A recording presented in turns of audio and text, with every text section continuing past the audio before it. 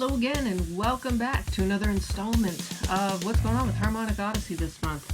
Let's get right into it, guys. We got a lot. I've got some new enemies on board.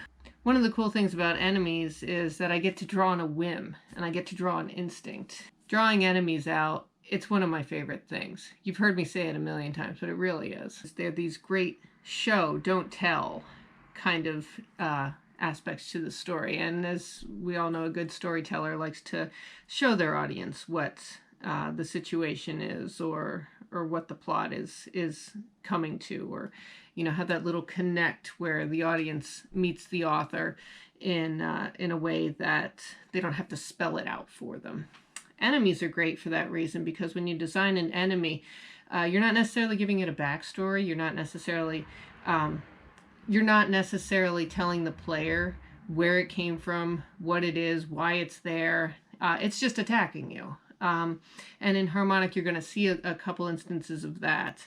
The enemies that I have like to be a little on the freakier side, and I love that kind of thing. It makes you stop and wonder, like, geez, what's going on there? That's really, what's this about? How did this thing come to be? Why am I fighting it? What's it here for? What does it want? And again, it's a constant battle of how much is too much versus what's not enough. And that's true of any story. That's true of any writing, comics, movies, whatever, anything I've ever done in the past. You have to play by that rule, and it's a very, very fine line that you have to walk. And I'm not always good at it, and I haven't traditionally always been good at it. But there are ways to learn and ways to force yourself. And one of them is to jump into making something that even surprises you. We've also got a few creatures that will just surprise visually. I think they'll surprise in what you can piece together. Granted, there's not going to be a lot in the ways of telling you some of these things, especially in certain levels, but I think you guys are going to really like coming up against these things. You're going to have some really interesting questions about what was going on so that this creature is now in this world. And you'll probably have a few questions about what the heck was the artist smoking when she came up with this. Finally, we're working on some maps. Okay, so this has been just, I don't know if it was 2 videos ago or 1 video ago, but I finally got my groove back when it comes to making maps. And once again, like enemies, this is a great opportunity to show and not tell, especially when it came to Geekdrazzle, the port town with the Cthulhu mythos, the very Lovecraftian mixed with psychedelic drugs town that I've got going on.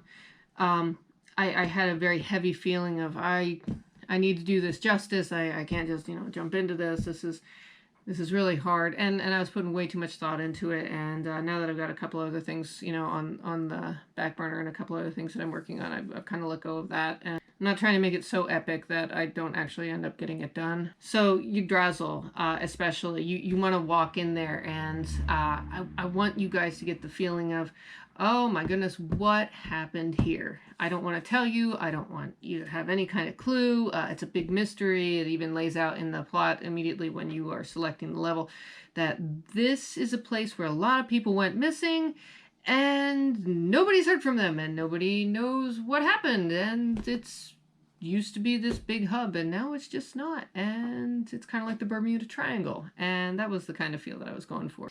With the other levels, things are a little more out in the open. Okay, this place has a crazy blood cult. Okay, this other place has a plague, and there's a bunch of fish people having to deal with that, and this terrible political situation. It's pretty on the surface, and that's fine. But I think that's what scared me about doing Geekdrazzle so much, is because you weren't meant to know. And for that reason, I wanted it to be kind of a surprise, and almost a surprise to me. If it's not good, if it's not something that makes me go, oh, holy crap. I don't tend to like to write it. I don't tend to like to put it on paper. I don't tend to like to put it in a game.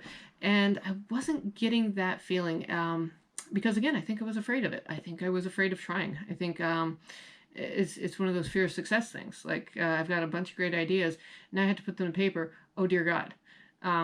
don't ask me how that makes sense. I'm sure there's one or a few of you out there who are like that, or the opposite way, which I also fall victim to sometimes, which is, it's just not going to be good enough, so why even try?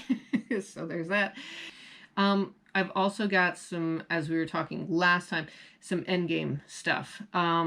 There's been a couple things that have been on my mind for a couple years now, and if any of you were with me when I did Demonology, the precursor, I still have some ideas with that kind of would like to tie in to this, and to that end, I'm kind of designing some end game content where you will get to possibly put the girls in some interesting new outfits, and I'm really looking forward to that. So it kind of ties back into the Mega Man aspect of it, where you defeat a boss and you get its powers, and it also kind of goes back to the Metroidvania aspect, where you reach a secret spot to get a power that allows you to unlock another secret spot. The hard part about it right now is not whether or not I want to do it. I definitely want to do it. It's how it's going to unlock what it unlocks. So trying to figure out, is this going to be a necessary component, or is this going to be like a side quest? Is this going to be an extra? Is this going to allow you to get to like a better ending per se, or a different ending? I don't think I want to go that last route, because I think I've got my endings figured out, and I would worry about feature creep. I'm not looking for that. I'm looking for just a little additional thing. So I'm kind of moving more towards the idea of, yes, this will be ingrained into the game.